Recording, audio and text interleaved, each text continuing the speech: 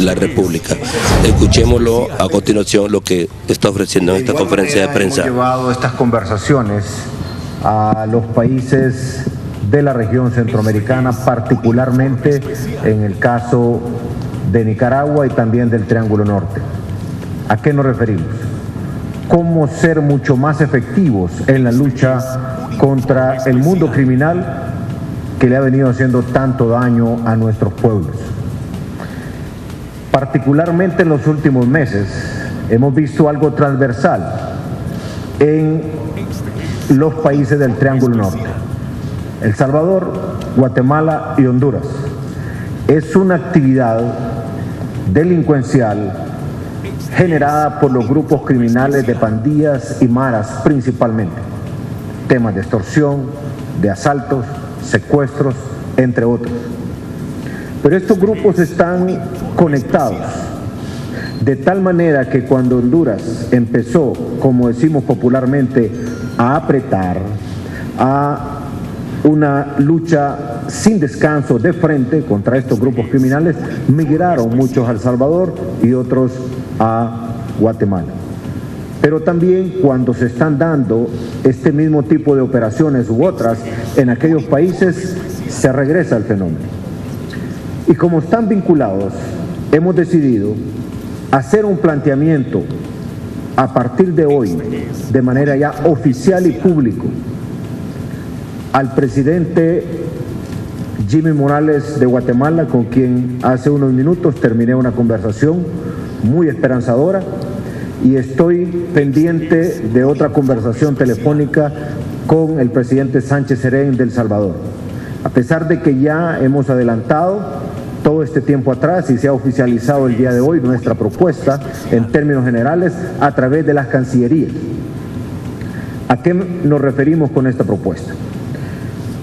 Una fuerza trinacional, un esfuerzo de los tres países que conlleva recursos humanos, equipos, para poder enfrentar esta lucha contra las pandillas, poder levantar un censo, tanto de los que están privados de libertad como también de los que están en juicio, aunque estén no privados de libertad o con algunas limitaciones, pero de igual manera de los potenciales participantes en actividades delictivas que pudiera darnos información para poder actuar.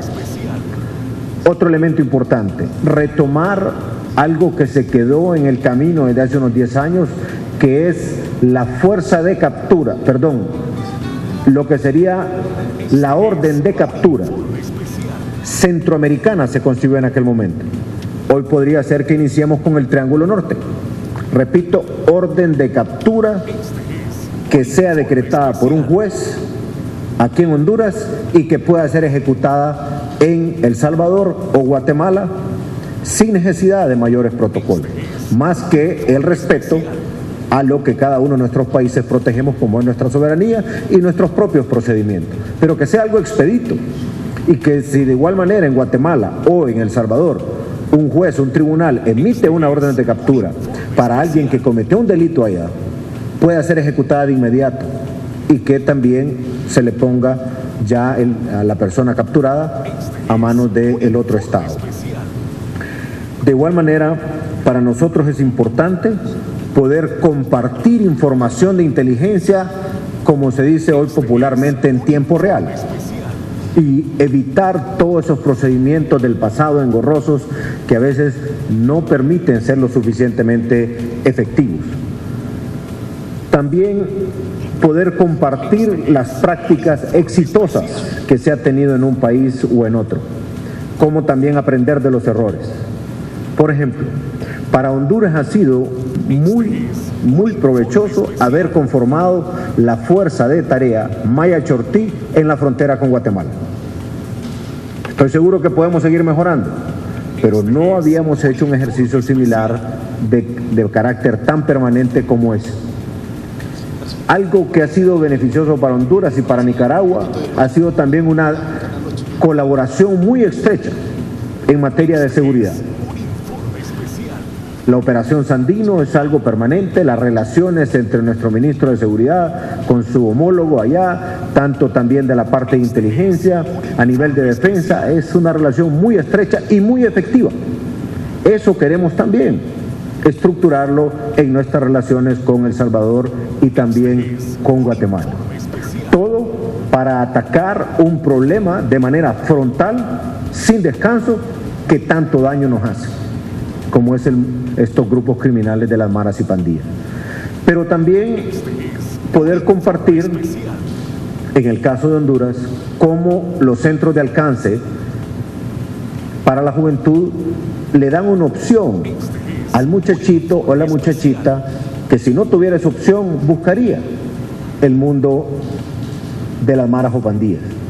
Los parques para una vida mejor, todos los programas de prevención, de convivencia, queremos también compartirlo, porque si resolvemos en un país un problema como este y no se resuelve en los otros dos, eventualmente regresará. Por eso tiene que ser algo comprensivo, regional, integral. Pero también creemos fundamental que en este esfuerzo participe Estados Unidos. ¿Por qué?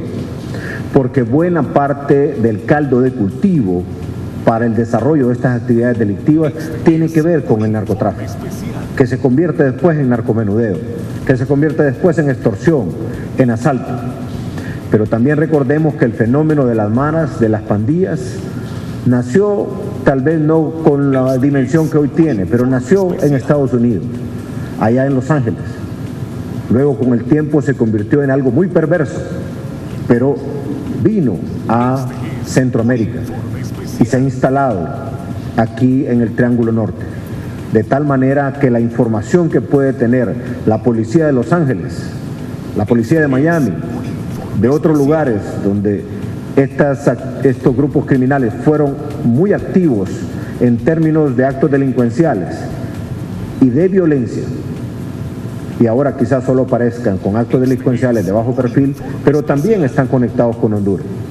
Es impresionante ver cómo operaciones delincuenciales de extorsión se originan con una llamada desde Estados Unidos, desde Guatemala, desde El Salvador y probablemente desde Honduras. El otro tema importante es cómo estructurar una política pública que permita ser altamente efectivos en la gobernabilidad de los centros penales. Ustedes recordarán cuando venía de El Salvador para Honduras los famosos códigos de un grupo de maras de El Salvador para los centros penales en Honduras.